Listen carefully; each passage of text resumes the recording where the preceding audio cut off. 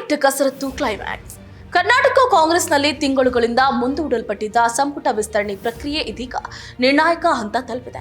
ಖಾಲಿ ಇರುವ 20 ಸಚಿವ ಸ್ಥಾನಗಳಿಗೆ ಯಾರಿಗೆ ಅವಕಾಶ ಸಿಗಲಿದೆ ಅನ್ನುವ ಕುತೂಹಲ ತಾರಕಕ್ಕೇರಿದೆ.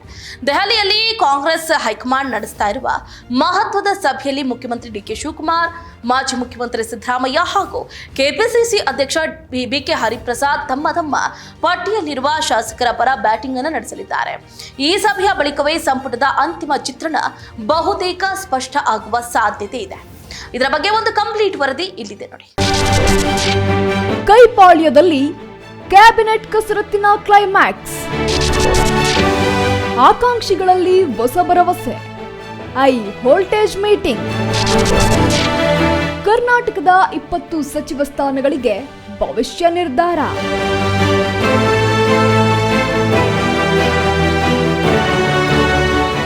ಕರ್ನಾಟಕ ಕಾಂಗ್ರೆಸ್ನಲ್ಲಿ ಸಚಿವ ಸ್ಥಾನಕ್ಕಾಗಿ ತಿಂಗಳುಗಳಿಂದ ನಡೀತಾ ಇರುವಂತಹ ರಾಜಕೀಯ ಕಸರತ್ತು ಇದೀಗ ಕ್ಲೈಮ್ಯಾಕ್ಸ್ ಹಂತಕ್ಕೆ ತಲುಪಿದೆ. ಬಾಕಿ ಉಳಿದಿರುವಂತಹ 20 ಸಚಿವ ಸ್ಥಾನಗಳನ್ನು ಭರ್ತಿ ಮಾಡುವಂತಹ ನಿಟ್ಟಿನಲ್ಲಿ ದೆಹಲಿಯಲ್ಲಿ ಕಾಂಗ್ರೆಸ್ ಹೈಕಮಾಂಡ್ ಮಹತ್ವದ ಸಭೆಯನ್ನ ನಡೆಸ್ತಾ ಇದೆ. ಎಐಸಿಸಿ ಅಧ್ಯಕ್ಷ ಮಲ್ಲಿಕಾರ್ಜುನ್ ಖರ್ಗೆ ನೇತೃತ್ವದಲ್ಲಿ ನಡೀತಾ ಇರುವಂತಹ ಈ ಸಭೆಯಲ್ಲಿ ರಾಜ್ಯ ನಾಯಕತ್ವದ ಅಭಿಪ್ರಾಯಕ್ಕೆ ಹೆಚ್ಚಿನ ಮಹತ್ವವನ್ನು ಸಹ ನೀಡಲಾಗ್ತಾ ಇದೆ. ಇನ್ನು ಈ ಸಭೆಯಲ್ಲಿ ಮುಖ್ಯಮಂತ್ರಿ ಡಿಕೆ ಶಿವಕುಮಾರ್, ಮಾಜಿ ಮುಖ್ಯಮಂತ್ರಿ ಸಿದ್ದರಾಮಯ್ಯ, ಕೆಪಿಸಿಸಿ ಅಧ್ಯಕ್ಷರಾದಂತಹ ಬಿಕೆ ಹರಿಪ್ರಸಾದ್, ಎಐಸಿಸಿ ಪ್ರಧಾನ ಕಾರ್ಯದರ್ಶಿ ಕೆಸಿ ವೇಣುಗೋಪಾಲ್ ಹಾಗೂ ರಾಜ್ಯ ಉಸ್ತುವಾರಿ ರಣದೀಪ್ ಸಿಂಗ್ ಸುರ್ಜೇವಾಲಾ ಭಾಗಿಯಾಗಿದ್ದಾರೆ.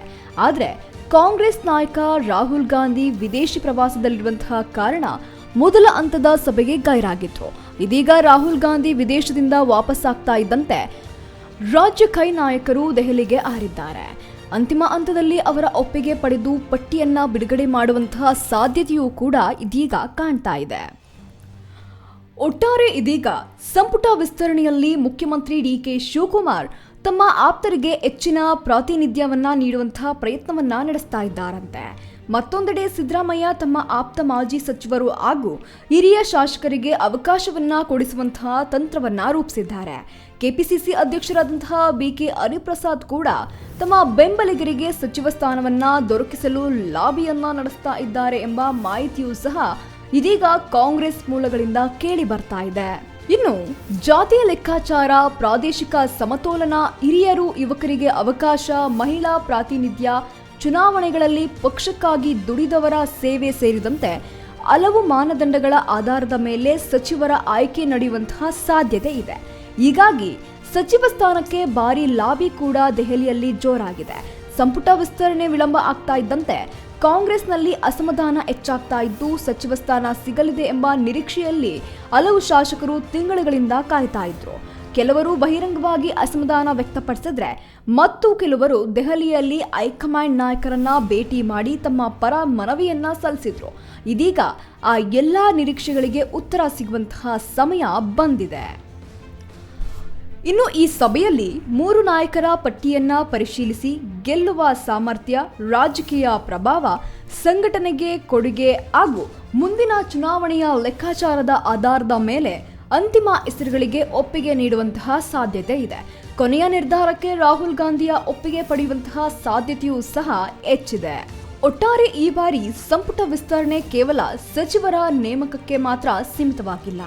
ಮುಂದಿನ ಸ್ಥಳೀಯ ಸಂಸ್ಥೆಯ ಚುನಾವಣೆ, ಗ್ರೇಟರ್ ಬೆಂಗಳೂರು ಚುನಾವಣೆ ಹಾಗೂ 2028ರ ವಿಧಾನಸಭಾ ಚುನಾವಣೆಯ ದೃಷ್ಟಿಯಿಂದಲೂ ಈ ಸಂಪುಟಕ್ಕೆ ವಿಶೇಷ ಮಹತ್ವ ಇದೆ. ಹೀಗಾಗಿ ಹೈಕಮಾಂಡ್ ಯಾವುದೇ ರೀತಿಯ ಅಸಮಾಧಾನಕ್ಕೆ ಅವಕಾಶ ನೀಡದಂತೆ ಎಚ್ಚರಿಕೆಯಿಂದ ಹೆಜ್ಜೆಯನ್ನ ಇಡ್ತಾ ಇದೆ. ಇನ್ನು ದೆಹಲಿಯಲ್ಲಿ ನಡೀತಾ ಇರುವಂತಹ ಈ ಸಭೆ ಕರ್ನಾಟಕ ಕಾಂಗ್ರೆಸ್ ಪಾಲಿಗೆ ಅತ್ಯಂತ ಮಹತ್ವದಾಗಿದೆ. ಮುಖ್ಯಮಂತ್ರಿ ಡಿಕೆ ಶಿವಕುಮಾರ್, ಮಾಜಿ ಮುಖ್ಯಮಂತ್ರಿ ಸಿದ್ದರಾಮಯ್ಯ ಹಾಗೂ ಕೆಪಿಸಿಸಿ ಅಧ್ಯಕ್ಷರಾದಂತಹ ಬಿಕೆ ಹರಿಪ್ರಸಾದ್ ತಮ್ಮ ಬೆಂಬಲಿಗರಿಗೆ ಸಚಿವ ಸ್ಥಾನ ಕೊಡಿಸೋದಕ್ಕೆ ಕೊನೆಯ ಹಂತದ ಕಸರತ್ತನ್ನ ನಡೆಸ್ತಾ ಇದ್ದಾರೆ.